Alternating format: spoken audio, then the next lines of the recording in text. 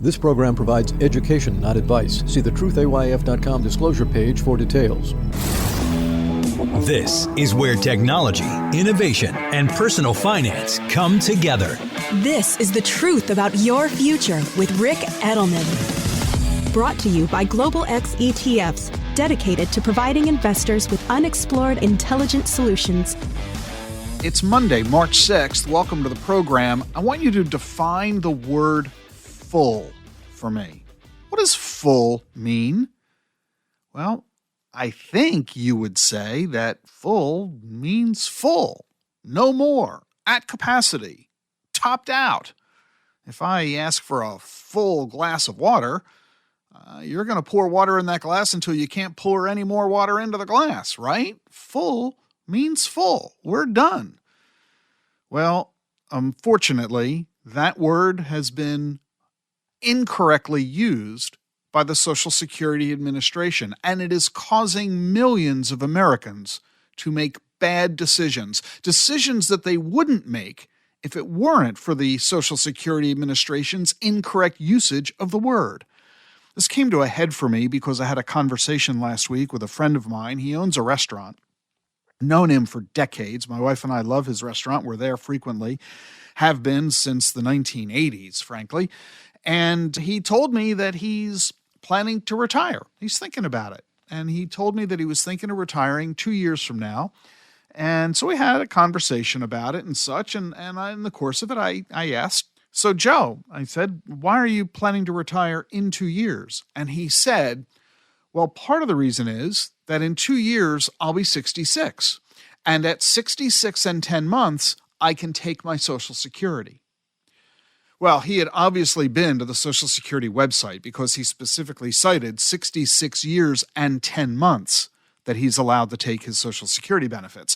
That isn't a piece of information that people casually understand about at all. So clearly he had gone to the Social Security site because the age at which you're allowed to receive Social Security benefits is in fact tied to your date of birth.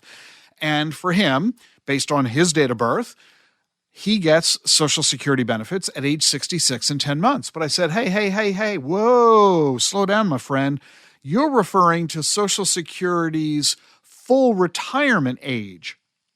And he looked at me with a quizzical eye and said, what's that? And I said, well, think about this. You're allowed to begin receiving Social Security as early as age 62. You're already 64, so you can start your Social Security benefits right now if you feel like it. You can start as early as 62. You're referring to your full retirement age. Something in Social Security parlance is called FRA. And under that terminology, the Social Security system tells you that if you retire at your full retirement age, your FRA, for you that's age 66 and 10 months, you get your full Social Security benefit. And Joe said, well, yeah, I guess that's right. That's what the site, kind of told me. That's what he got from his visit to the site. His full retirement age, 66 years and 10 months. And I said, but do you realize that if you wait until you're 70, you'll collect even more of a benefit than if you start at 66 and 10 months? And he tilted his head, raised his eyebrows, gave me a quizzical look, and basically said, huh? This is the fault of the Social Security Administration. In the beginning, you were entitled to receive your Social Security benefits at a retirement age. But over the decades, the Social Security system has evolved. It has changed, partly with Congress's support, and you were allowed to begin at some point receiving Social Security benefits sooner than your normal retirement age. So Social Security used language that has proven to be misleading. They stuck with the original date of retirement, call it 65, and at that point you would get your full benefit, but you were allowed to receive an earlier benefit, which is a lower amount. But then over the years, it continued even further where you can delay the receipt of your full benefit to a higher age, and the benefit would go higher as well, which means full no longer means full. Let me illustrate for you in Joe's case. If he were to retire right now, he has earned enough money that he maxes out on his Social Security benefit. And if he were to retire right now, if today, here in 2023, he was at his full retirement age, which today for these folks is 66 years and 8 months, the maximum benefit is $3,627, $3,600.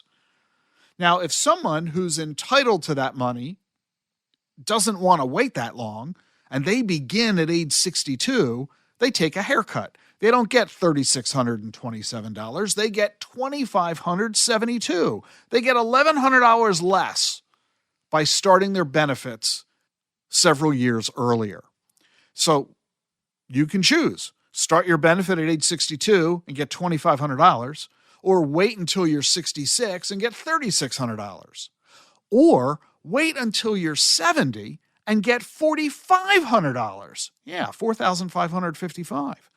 So as you can clearly see, the full benefit of $3,600 is not full. Wait to 70 and it's an extra $900 per month. The Social Security Administration is doing American workers a tremendous disservice. It is tricking people, and I would argue inadvertently, unintentionally, by referring to full retirement age when it has nothing to do with full, and frankly, for many people, has nothing to do with retirement. We need to stop using that phrase. We simply need to say, here's your age 62 benefit, here's your age 66 benefit, and here's your age 70 benefit. Stop using adjectives to refer to these terms, because whether or not you're working has nothing to do with it, and whether or not it is full is a highly debatable statistic. Once Joe began to realize this, he quickly began to rethink whether or not he wants to sell the restaurant in 2 years or continue working 4 years beyond that. Now, let me just illustrate for you the incredible impact of this. And in what I'm about to tell you, I'm going to ignore taxes and inflation and investment returns. I'm going to make this really, really simple. You start at age 62 receiving your Social Security benefits. And let's assume that you are entitled to the maximum amount possible. Let's also assume that you live to age 95. So at age 62, you start off by getting $2,572 a month. Over the course of your life, you'll receive a grand total of about $1 million in Social Security benefits. $2,500 a month, 12 months a year, from age 62 to 95, 33 years. But now let's say that you wait. You don't start receiving benefits at 62, you wait until you're 66. Again, you live to 95. Instead of getting $2,500 a month, you're going to get $3,600 a month. Even though you're getting benefits for 4 years less, because you're starting at 66 instead of 62, you're getting an extra $1,100 a month more, which means over the course of your lifetime, all the way to age 95, instead of getting $1 million, you're getting $1.262 million.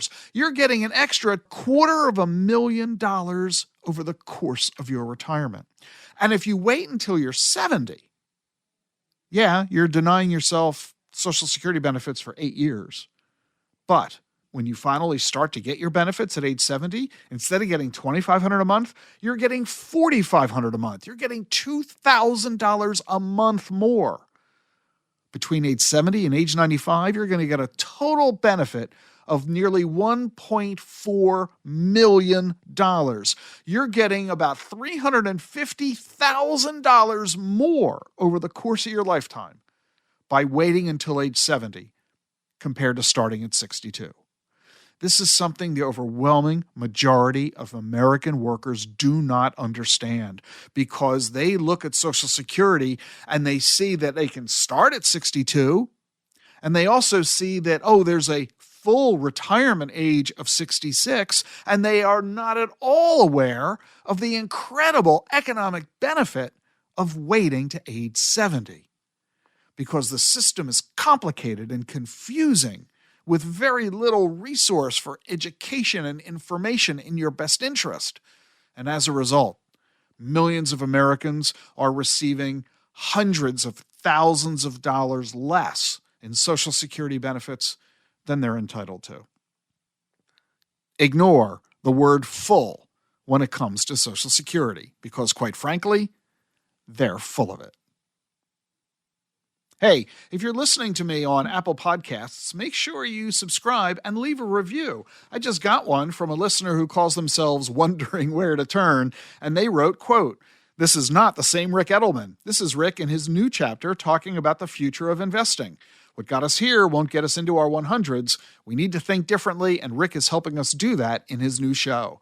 The world is changing fast. It's confusing. The vocabulary's new. I'm struggling to keep up and understand.